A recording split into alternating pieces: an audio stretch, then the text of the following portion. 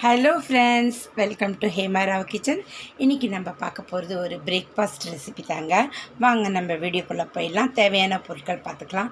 நம்ம இன்றைக்கி பார்க்க போகிறது ஒரு ஓட்ஸ் புட்டு தாங்க. ரொம்பவும் ஈஸி. ஒரு ½ நீங்கள் செஞ்சிடலாம். அது 10 மினிட்ஸில் தான் ஆகிடும். ஆனால் அதை ஊற வைக்கணும். ஒரு 15-20 மினிட்ஸ் வரலாம்.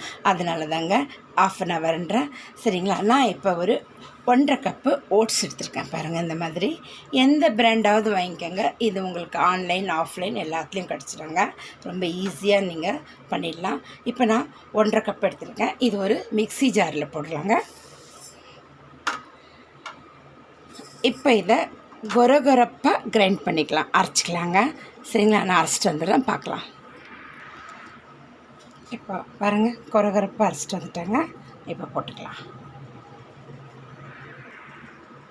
இப்போ இதில் ஒரு 2 டேபிள் ஸ்பூன் அளவு எடுத்து வச்சுக்கலாங்க. இது நமக்கு தேவைப்படும். இப்போது நம்ம தேவையான உப்பு போட்டுக்கலாங்க. போதும். இப்போ இதை தண்ணி தெளித்து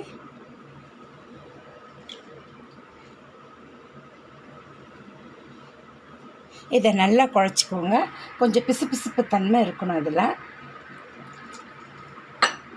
பாருங்கள், இந்த மாதிரி. இப்போ இதை ஒரு ஓரம் வச்சிடலாம். இப்படி தான் இருக்கணும் இது. சரிங்களா, இன்னும் கூட கொஞ்சம் தெளிக்கலாம். ஏன்னா இது தண்ணி இழுத்துக்கும். இப்போ நம்ம ஒரு 15 நிமிஷம் ரெஸ்ட் விடுவோம் இல்லைங்களா, பார்த்திங்களா, அப்படி கையில் ஒட்டி வரணும் குழப்பலான்னு. இப்போ இதை ஒரு மூடி போட்டு ஒரு ஓரம் 15லேருந்து 20 நிமிஷம் வைக்கலாங்க. அப்போ பார்க்கலாம். பாருங்கள், ஒட்டி வருதா. இப்போ நம்ம ஒரு மூடி போட்டுடலாங்க. அதுக்கு மூடி போட்டு ஒரு ஓரம் வச்சுலாம். 15 நிமிஷம் பொறுத்து பார்க்கலாம். 15 நிமிஷம் எடுத்துங்க, பார்க்கலாம். பாருங்கள், அப்போ நம்ம கையில் வந்து அப்படியே குழுன்னு ஒட்டுச்சு, பார்த்திங்களா. இப்போ பாருங்கள், ட்ரை ஆகிடுது. இப்போ நம்ம எந்த மிக்ஸியில் இதை அரைச்சோம் அதே மிக்ஸில் திரும்பி போட்டுக்கலாங்க.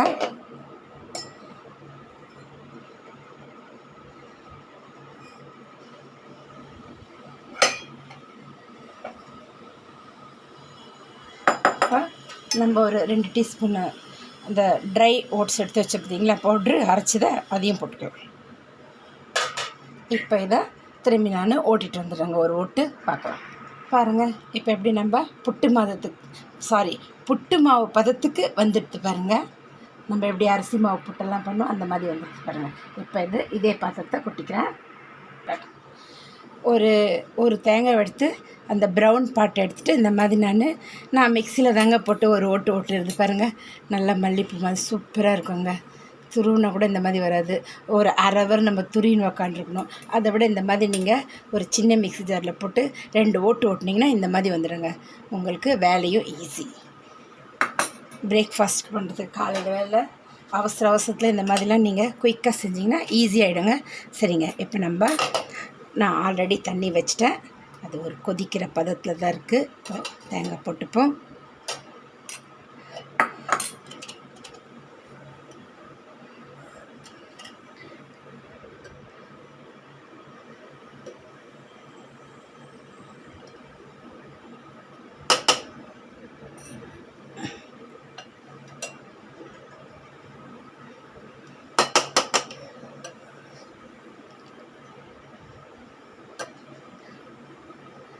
உங்கள் கிட்ட கிண்ணம் மாதிரி கூட இப்போ ஒரு மாடல் வருது.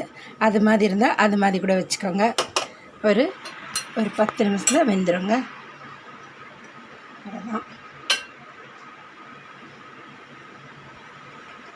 மூடி போட்டுடலாம்.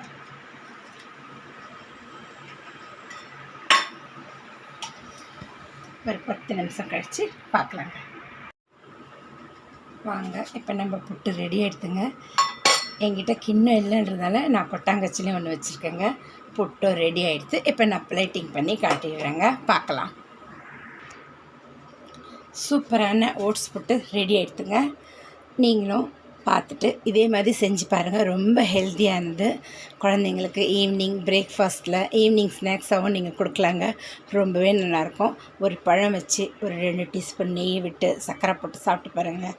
ஆஹா, அப்படி ஒரு அருமையாக இருக்குங்க. செஞ்சு சாப்பிட்டு பாருங்கள். இன்னும் இல்லைன்னா நீங்கள் கிரேவி கூட வச்சு சாப்பிட்னாலும், கடலைக்கறி, முட்டை கிரேவி எல்லாம் வச்சு கூட சாப்பிடுவாங்க. கேரளாக்காரங்க சாப்பிட்ற மாதிரி நீங்கள் சாப்பிட்லாம். உங்களுக்கு எந்த மாதிரி விருப்பமாக இருக்குதோ அந்த மாதிரி சாப்பிடுங்க. நான் ஈஸியாக செஞ்சு காட்டிட்டேன் உங்களுக்கு. நீங்களும் இதே மாதிரி ஈஸியாக, குயிக்காக, டேஸ்டியாக, ருசியாக சமைச்சு போடுங்க. குழந்தைங்களுக்கும் செஞ்சு கொடுங்க. வீடியோ ஸ்கிப் பண்ணாமல் பாருங்கள். மெயினாக அதுதாங்க. ஸ்கிப் பண்ணாமல் பார்த்தீங்கன்னா புரியும்.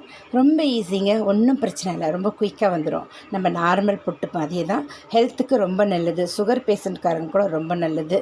நீங்கள் செஞ்சு பார்த்துட்டு எனக்கு லைக் பண்ணுங்கள், கமெண்ட் பண்ணுங்கள், சப்ஸ்கிரைப் பண்ணுங்கள். மறக்காமல் பெல் பட்டன் அழுத்துங்க. அப்போ தாங்க நான் போடுற வீடியோ உங்களுக்கு உடனே வந்து சேரும்.